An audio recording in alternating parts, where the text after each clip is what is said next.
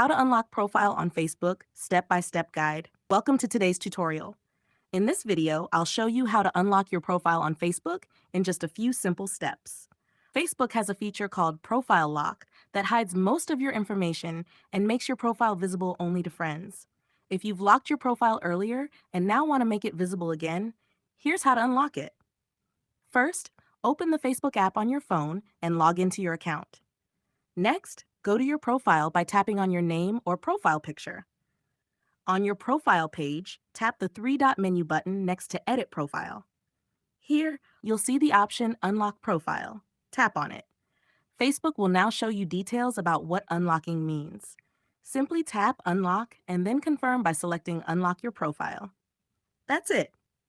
Your profile is now unlocked.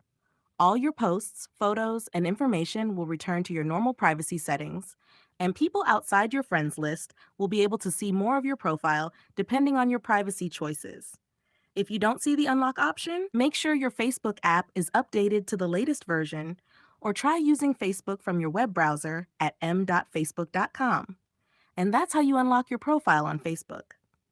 If this video helped you, don't forget to like, share, and subscribe for more step-by-step tutorials.